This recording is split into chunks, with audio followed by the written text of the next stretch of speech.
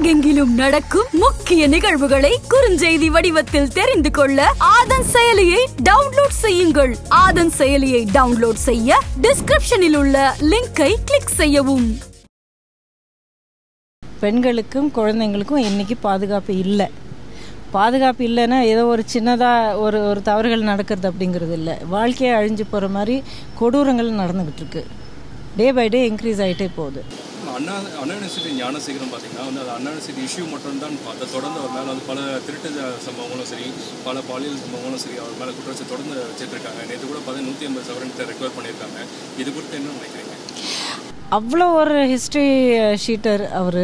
அத்தனை குற்றங்கள் ஆல்ரெடி இதுக்கு முன்னாடியே பதிவாயிருக்கு.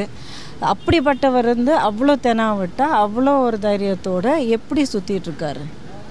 இந்த கேள்விக்கு பதில் கிடைச்சா அவரை பற்றினா ஒரு சரியான ஒரு பிக்சர் கிடைக்கும். மேடம், கடந்த வாரம் அண்ணாமலை பார்த்தீங்கன்னா யார் அந்த சார் அப்படின்னு சொன்னதுக்கு அவர் என்ன சொல்லியிருக்காரு ப்ரெஸ் மீட்டில், காட்டூர் வந்து மா சுப்ரமணியம் கூட வந்து 6 அமைச்சர்கள் போனாங்க, அதில் அந்த சார் இருக்காருன்ற மாதிரி வந்து சொல்லியிருக்காங்க.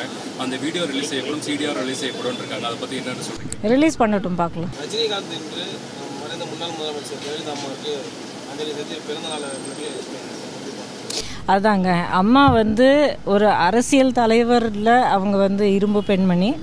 அதை தாண்டி அவங்க தங்கமான மனசு கொண்டவங்க. அவங்க அது எல்லாருமே நான் சொன்னதும் உங்கள் முகத்தில் அப்படியே சிரிப்பு வந்தது இல்லைங்களா? இது உண்மைதாங்க. அவருங்க கிட்ட பேசினவங்க, ஒரு தடவை சந்தித்தவங்க, பழகினவங்க எல்லாருமே இதுதான் சொல்லுவாங்க, குழந்தை மனசுன்னு சொல்லுவாங்க.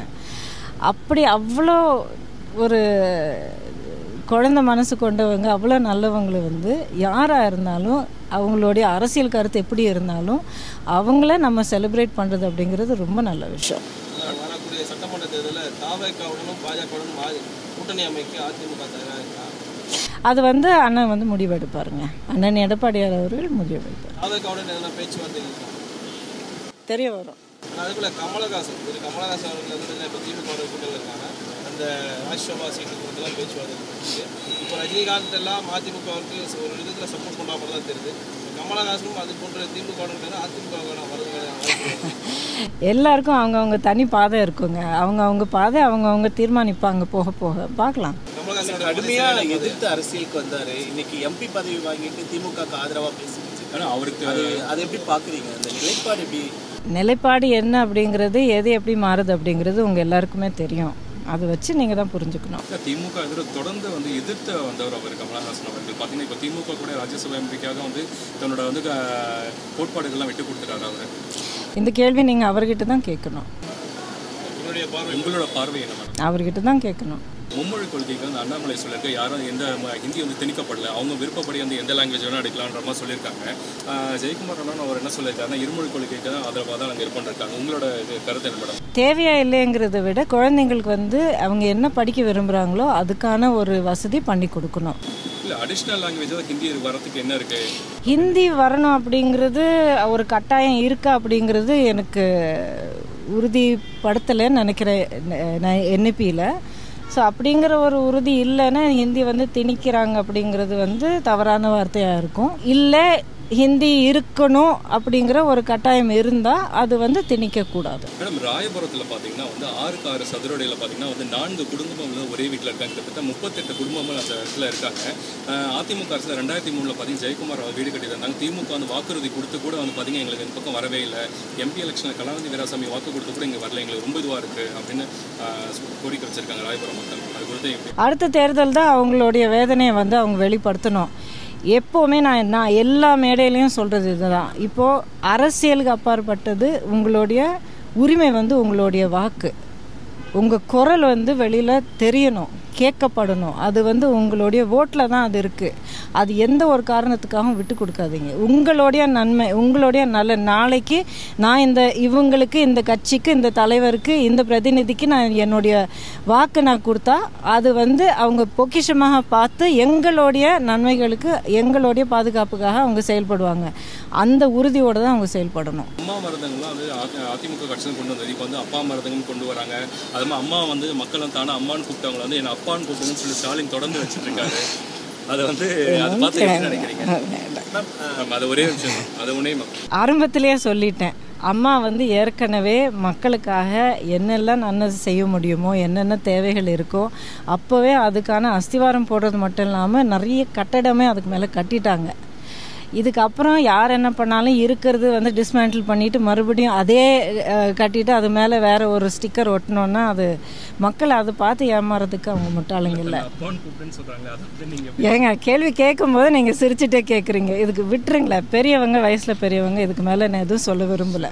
பாஜகவோட ஒப்பிடும்போது அதிமுக நீங்கள் சேர்ந்த பிறகு மிக தீவிரமாக உங்களை பார்க்க முடியுது, மக்கள் மேடைகளில் பார்க்க முடிகிறது, அதிமுக மேடைகளில் பெரும்பாலான மேடைகளில் உங்களை பார்க்க முடிகிறது. ஆனால் பாஜகவில் இருந்தப்ப அந்த மாதிரி பார்க்க முடியல. என்ன டிஃப்ரென்ஸ் இருக்குது? உங்கள் கேள்வியிலேயே டிஃப்ரென்ஸ் இருக்குது இல்லைங்களா? அதாவது இறங்கி உழைச்சி கட்சியை வந்து பலப்படுத்துறதுக்கான ஒரு உழைப்பு கொடுக்கக்கூடியவங்க, கொடுக்க தயாராக இருக்கிறவங்களுக்கு எல்லா விதமான நியாயமான ஒரு இடம் கிடைக்கும் இங்கே அதிமுகவில், ஆணாக இருந்தாலும் பெண்ணாக இருந்தாலும்.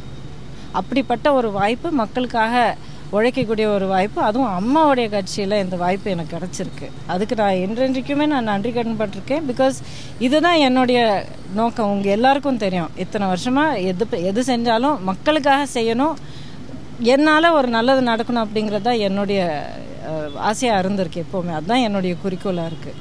இது ஒரு மிகப்பெரிய அளவில் பண்ணுறதுக்கான ஒரு வாய்ப்பு வந்து எங்களோட பொதுச் செயலாளர் அண்ணன் எடப்பாடியார் அவர்கள் எனக்கு கொடுத்துருக்கிறாரு. அந்த நம்பிக்கை என்கிட்ட கொடுத்துருக்காரு. அது காப்பாற்றுறதுக்காக நான் வந்து என்னுடைய அத்தனை முயற்சியும் நான் செய்வேன். 2026 தேர்தல் காலத்தில் வேட்பாளர் அது அண்ணன் கையில் இருக்குது. அதுக்கான ஒரு இருக்குமா இருக்காது அப்படிங்கிற ஒரு தாட்டை இப்போ என் மனசில் இல்லை. எனக்கு இருக்கிற பொறுப்பு வந்து நான் முழுமையத்தனமோட நான் நிறைவேற்றணும். மேடம், ஓபிஎஸ்என் தொடர்ந்து பாஜக ஆதரவாக தான் வந்து பண்ணிருக்கேன். பாஜக தலைமையை வந்து அதிமுக ஒன்று சேரணும்னு சொல்லிட்டு தான் வந்து விரும்புதுன்னு சொல்கிறாரு. அப்போ வந்து சசிகலா, ஓபிஎஸ், டிடிவி தினகரன்லாம் வந்து அதிமுக இணைக்கப்பட வாய்ப்புகள் இருக்கா 2026? அதிமுக அப்படிங்கிறது தாய் கழகம் இல்லைங்களா?